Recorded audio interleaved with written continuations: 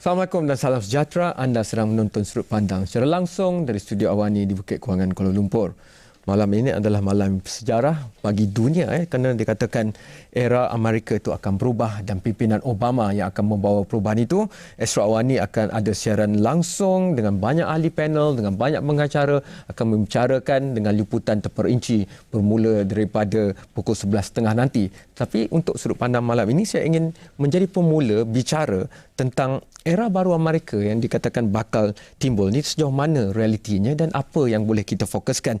Dan kita tahu ada beberapa perkara yang kita harapkan akan terus dilihat dengan begitu spontan oleh Presiden Obama, kerana perkara-perkara ini penting bagi dunia dan malah dijangka isu ini perlu juga dimuatkan oleh Obama dalam ucapannya nanti. Dan bersama saya di studio adalah Lieutenant Jeneral Bersara Datuk Seri Zaini Muhammad Said, mantan Panglima Medan Tentera Darat yang juga pengurusi Forum Aktivis Melayu ataupun FAME. Profesor Madya Dr. Azmi Syarong, agak lama tidak ke Sudut Pandang, daripada Fakulti Undang-Undang Universiti Malaya, dan kedua-duanya penulis yang begitu terkenal di akhbar tempatan. Saya kerap membaca tentangnya, jadi malam ini saya nak bertanya, Barack Obama dilihat sebagai harapan untuk banyak perkara, tapi saya kira tentang peperangan yang sedang dinaungi oleh Amerika secara langsung di dua negara, di Afghanistan dan juga di Iraq, malah krisis di Gaza juga dikatakan peranan Amerika itu ada kerana mereka adalah sekutu Israel yang terbukti. Jadi pada pandangan mungkin Datuk Seri Zaini dahulu, adakah ini akan menjadi antara perkara pertama yang akan dinyatakan oleh Obama, kerana besok dia katakan ada National Security Council meeting ataupun mesyuarat Majlis Keselamatan Amerika. Jadi pandangan saya pertama frasa ataupun ungkapan era baru Amerika itu saya setujulah dari segi pentadbirannya, tetapi dari segi a new America tu saya perlu melihat, kita perlu melihat bila akan wujudnya, sebab Amerika tu dia bukan hanya bergantung pada presidennya, tapi juga keseluruhan rakyat, kongres dan segalanya. Jadi dari segi peperangan tu kita akan melihat, oleh sebab the new America tu mungkin muncul, memakan masa sedikit. Jadi buat masa yang terdekat, dia perkara-perkara seperti peperangan di Afghanistan, di Iraq dan juga Gaza akan diberi perhatian khususlah oleh administration yang baru ini. Dan saya rasa dia akan terus kekal dengan rancangan dia untuk berundur daripada Iraq, kerana itu memang dah banyak sebabnya yang lebih baik daripada lebih buruk. Kedua, dia akan memperkuatkan sumbangan tentera Amerika di Afghanistan, sebab itu sedang menjerumus kepada satu keadaan yang sangkap.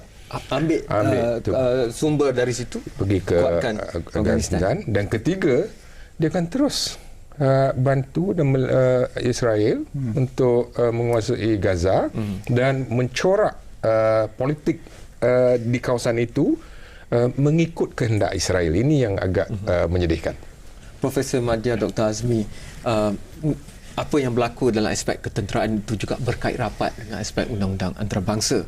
Di Gaza itu jelas, dan di Iraq dan Afghanistan juga jelas. Ada juga tuduhan tentang orang awam terbunuh dan menjadi mangsa dan sebagainya. Belum lagi kita lihat sama ada mereka mendahului resolusi PBB misalnya dalam menyerang sebuah negara dan sebagainya. Dan semua ini akan diwarisi oleh Presiden Obama, bukan beliau yang memulakannya, tapi mungkin beliau terpaksa mengendalikannya.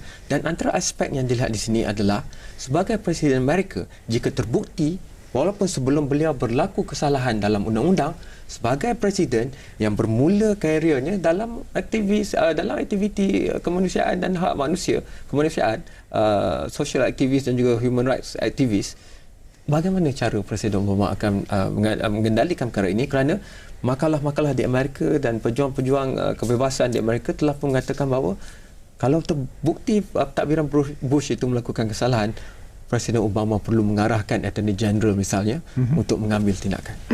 Ya, itu benar. Tapi pertama sekali saya setuju dengan Datuk tentang Gaza. Saya yakin bahawa Obama akan terus menyokong Israel. Dia sendiri telah pun menyatakan di Israel bahawa keselamatan Israel adalah yang paling penting sekali. Dan Vice President Biden telah pun mengaku bahawa dirinya seorang Zionis. Jadi saya tak percaya ya bahawa akan ada apa-apa perubahan di Gaza dan di Palestin dan Israel. Dengan Afghanistan ya, yang merisaukan adalah statement-statement yang telah pun dibuat di mana mereka menyatakan mereka sanggup ya mencerobohi kawasan Pakistan. Dan kalau itu dilakukan, maksudnya sama sajalah dengan Bush, mungkin pada skala yang lebih kecil, tetapi nampaknya lebih sama ya. Itu dari segi sinis.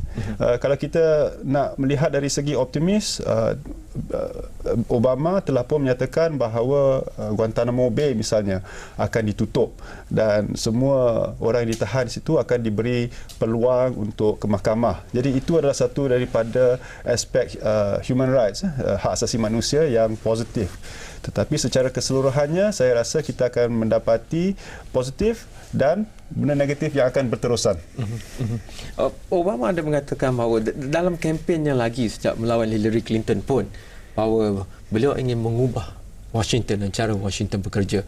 Para pelobi misalnya beliau jarakkan diri, malah untuk malam ini ataupun untuk hari ini ketika majlis pelantikan beliau juga tidak ada kuasa-kuasa lobi ini yang boleh membeli kursi-kursi dan sebagainya. Tetapi jika hendak diselesaikan seperti masalah Guantanamo, fakta perlu dikeluarkan dan diteliti dan dikendalikan. Itu soalan kedua tu. Jika itu berlaku dan ia menjadi satu perdebatan terbuka, tentunya akan ada bukti-bukti kesalahan yang perlu diketengahkan. Dan ini akan menjabitkan pentadbiran sebelumnya. Sejauh mana kewibawaan pentadbiran baru Obama akan sanggup membawa perkara ini ke depan. Kerana di dalam lebih kurang sehari atau 2 hari lepas, beliau mengatakan bahawa kemungkinan untuk mendakwa pentadbiran Bush ataupun orang terbabit yang mengenakan torture ataupun seksaan ini, waterboarding itu cukup terkenal ya. Maka beliau mengatakan itu perkara yang lepas, kita perlu pandang ke depan. Dan ini merisaukan pejuang-pejuang hak undang-undang di Amerika. Ya, itu adalah satu kemungkinan besar ya, bahawa pesalah-pesalah dahulu akan dilepaskan begitu saja.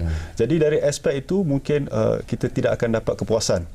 Tetapi yang diharapkan adalah bahawa aktiviti-aktiviti sebegini tidak akan dilakukan pada masa hadapan. Yang baru tak ada. Yang baru tak ada. Saya perlu pergi rehat sebentar, tapi apabila kembali nanti mungkin Datuk Sri Zaini boleh melihatnya dari segi sumber. Upayakah Barack Obama menggunakan sumber ketenteraan Amerika dengan masalah kekangan ekonomi dan sebagainya?